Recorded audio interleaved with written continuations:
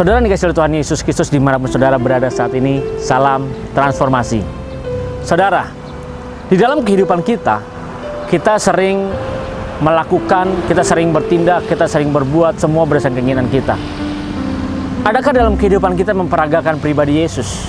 Adakah dalam kehidupan kita mempraktekkan apa yang Tuhan Yesus ajarkan kepada kehidupan kita? Adakah dalam kehidupan kita memiliki karakter seperti Yesus?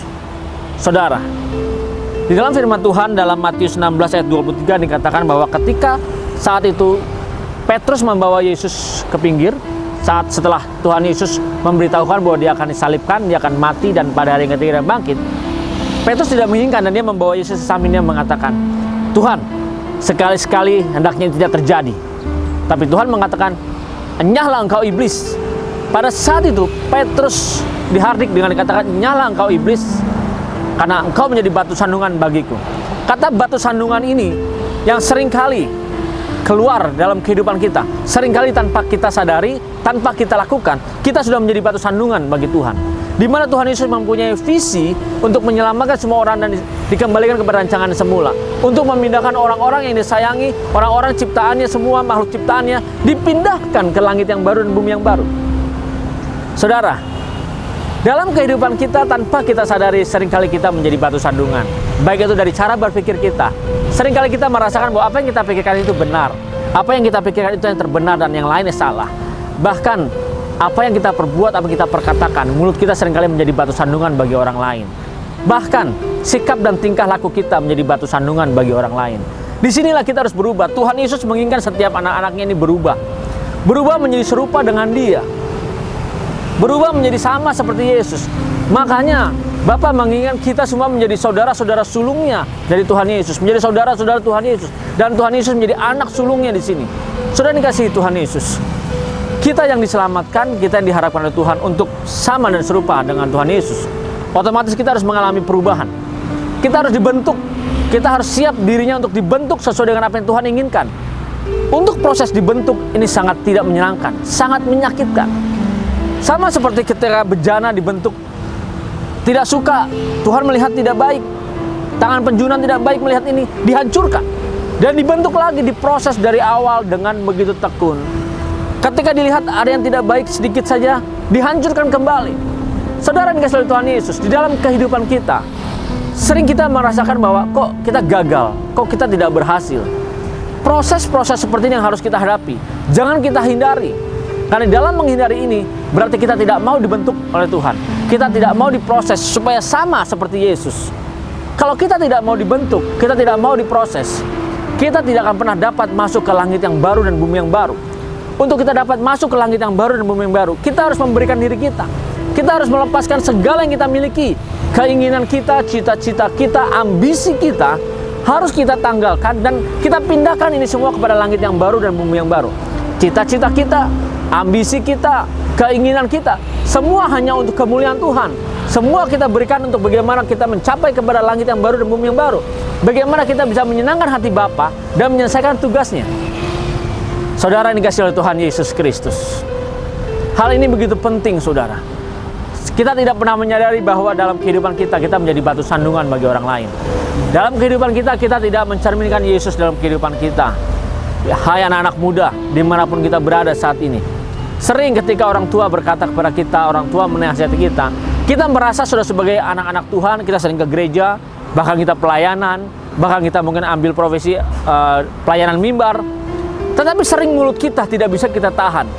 Sering mulut kita mengucapkan apa yang hati kita inginkan. Padahal hati kita hanya untuk menyenangkan diri kita sendiri. Belum tentu apa yang kita perkatakan itu menyenangkan hati Bapa. Tetapi dalam memperagakan bagaimana Tuhan Yesus dalam kehidupan kita, ucapan kita harus benar-benar mengerti. Yang kita perkatakan bahwa itu hanya menyenangkan hati Tuhan, bukan menyenangkan diri sendiri, saudara. Saudara dikasihi oleh Tuhan Yesus. Begitu juga dengan orang-orang yang bekerja di dunia marketplace. Sering berpikir bahwa saya kan anak Allah. Saya orang-orang yang diberkati dan hidup dengan penuh kasih karunia. Karena kasih karunialah kita percaya bahwa kita tidak akan gagal, kita pasti selalu berhasil, tidak perlu bekerja keras. Bahkan kita berani berkata, aku tolak untuk kerja keras. Dari mana dasarnya kita berani mengatakan bahwa aku tolak untuk kerja keras? Sedangkan kita diharapkan semua sebagai anak-anak Tuhan menunjukkan bahwa kita siap bekerja keras.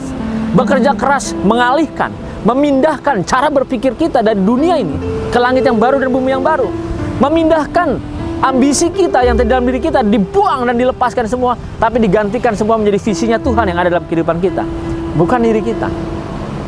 Ketika kita bekerja seringkali seenaknya saja, tidak peduli dengan peraturan perusahaan, maunya semenangnya sendiri, sewenang-wenang saja, berbuat dan bertindak sendiri semaunya.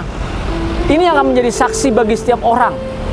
Saudara, bukan orang-orang yang tidak percaya kepada Yesus dia bisa menyelamatkan, tetapi justru orang-orang yang percaya kepada Yesus terlalu banyak mereka menjadi batu sandungan bagi Tuhan Yesus. Di mana mereka menjadi batu sandungannya? Dalam tingkah laku mereka, di dalam perkataan mereka, di dalam sikap mereka terhadap orang-orang sekitar dia, terhadap tetangga-tetangga, terhadap orang lingkungan di kantor. Sering mereka menjadi batu sandungan. Seharusnya orang yang tidak percaya kepada Yesus, mereka melihat diri orang percaya, ada Yesus yang hidup, dan mereka diubahkan. Tetapi berbeda.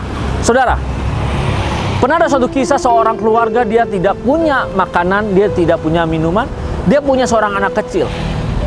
Tiba-tiba setelah 2 minggu dia mendapatkan uang, dia hanya memberikan kepada anaknya. Dia punya uang, dia berikan kepada anaknya untuk makan, untuk beli susu. Orang tuanya tidak makan dan tidak minum sampai dia kurus kering. Tiba-tiba ada seseorang datang kepada dia membawakan beras dan lalu berkata kepada dia, ini beras dan silakan diterima. Di situ dia berkata, kenapa engkau menjadi orang yang berbeda daripada yang Kristen yang lainnya? Padahal dia di depan rumahnya ada sebuah gereja, tetapi apakah hamba-hamba Tuhan dan orang-orang percaya di sana, anak-anak Tuhan di sana, kenapa tidak mau peduli dengan dia? Bahkan seakan-akan tidak kenal dan tidak tahu. Saudara, ini tugas saudara dan tugas saya bagaimana kita mempraktekkan dan memperagakan kehidupan Yesus dalam diri kita. Kita peduli dengan orang sekitar kita. Kita menjadi saksi sehingga orang melihat dalam diri kita. Ketika dia melihat kok kita berbeda dengan yang lainnya, kita berbeda dari kebanyakan dunia ini. Disitulah dia merasa ingin tahu, ada apa? Kenapa kita bisa berbeda dengan yang lainnya? Ketika dia ingin tahu itu, akhirnya terbukalah jalan untuk kita menyampaikan bahwa Yesus itu hidup. Yesus itulah Tuhan dan Juru Selamat manusia. Ini yang membuat mereka akhirnya terlihat. Mereka benar-benar percaya bahwa Yesus sebagai Tuhan. Karena terbukti dengan kehidupan anak-anaknya yang berubah. Memiliki karakter seperti Kristus. Bukan karakter maunya sendiri dan mengutamakan dirinya sendiri. Saudara yang dikasihi oleh Tuhan Yesus, adakah kita mempraktekkan, memperagakan kehidupan Yesus dalam diri kita? Lebih banyak mana kita mempraktekkan kehidupan Yesus, atau kita lebih mengutamakan kehidupan diri kita sendiri? Adakah kita membangun hubungan dengan Tuhan, hubungan dengan intim dengan Dia? Ini terlihat bagaimana kita mengutamakan siapa. Sering kita berkata bahwa, oh Tuhan Yesus yang terutama, yang nomor satu. Oh tidak ada lagi, Dia yang nomor satu. Yang nomor satu harus urutannya Dia.